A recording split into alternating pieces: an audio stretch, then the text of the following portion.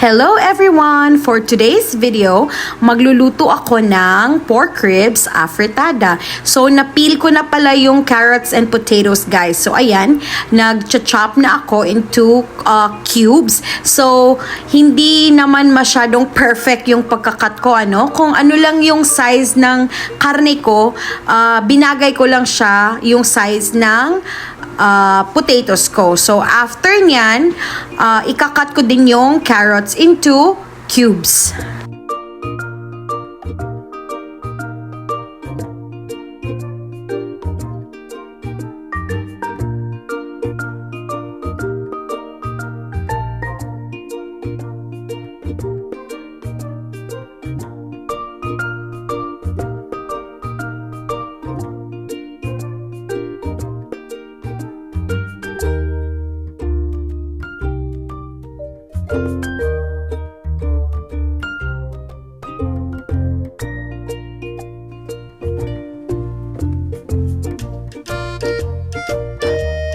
After nung carrots and potatoes, hiwain din natin yung bell peppers, guys. So, dalawang kulay ang ginamit ko para colorful siya. So, red and yellow. Tanggalin muna natin yung seeds.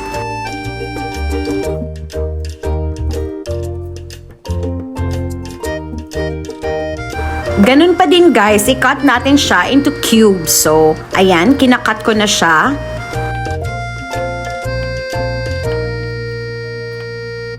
At dahil mainit na yung pan ko, nilagyan ko na siya ng konting mantika at isi-stir fry natin yung carrots and potatoes. So, unahin na nating i-stir fry ang carrots kasi mas hard siya kaysa sa potatoes.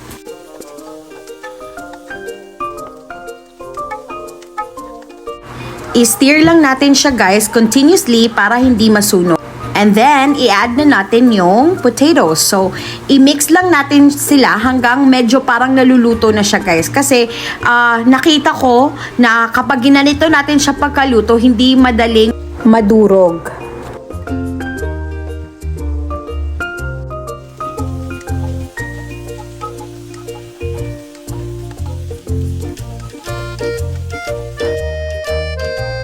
At dahil ready na siya, hanguin muna natin para igisa natin yung meat. I-set aside muna natin itong carrots and potatoes kasi ilalagay natin siya towards the end ng pagluluto natin ng afritada.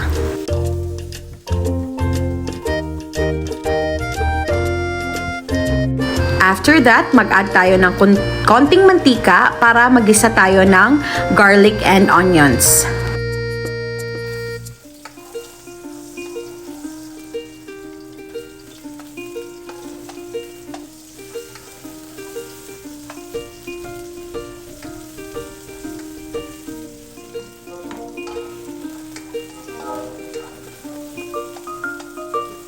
At kung medyo brown na ang ating garlic at onions, i-add na natin yung meat.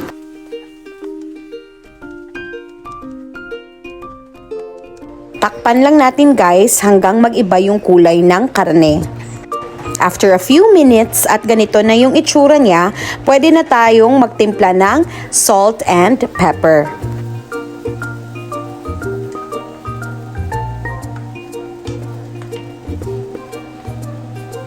Hindi ko talaga siya mineasure, guys. So, kayo na lang ang bahala kung gaano kaalat ang gusto nyo or kung hindi nyo naman gusto ng maalat. So, kayo na ang mag-tansya kung gaano kadami yung ilalagay nyo na salt and pepper.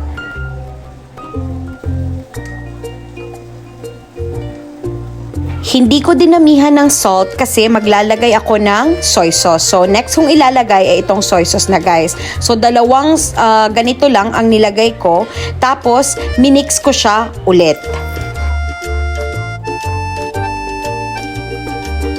After a few minutes, nilagyan ko siya ng isang basong tubig para lumambot yung karne.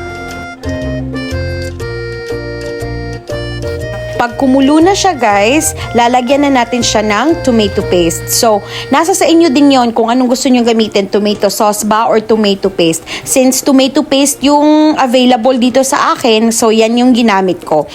Inubos ko lang siya isang can, guys, na maliit. Tapos, imimix ko din ulit.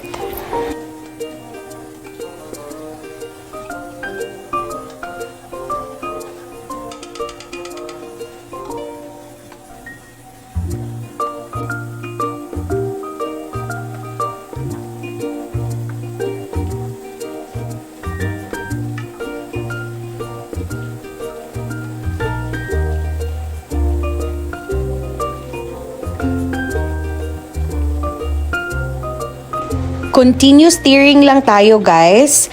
At i-check natin from time to time kung lumambot na ba yung karne natin. At kung matigas pa siya, so just add another cup of water para lumambot yung ating karne.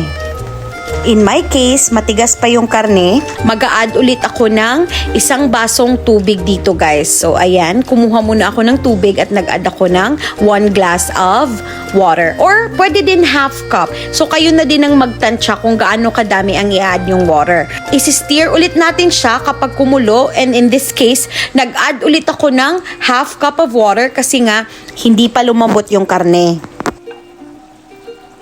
And finally, lumambot na yung karne guys. So, inad ko na yung carrots and potatoes na isinet aside ko kanina and imimix lang natin siya thoroughly.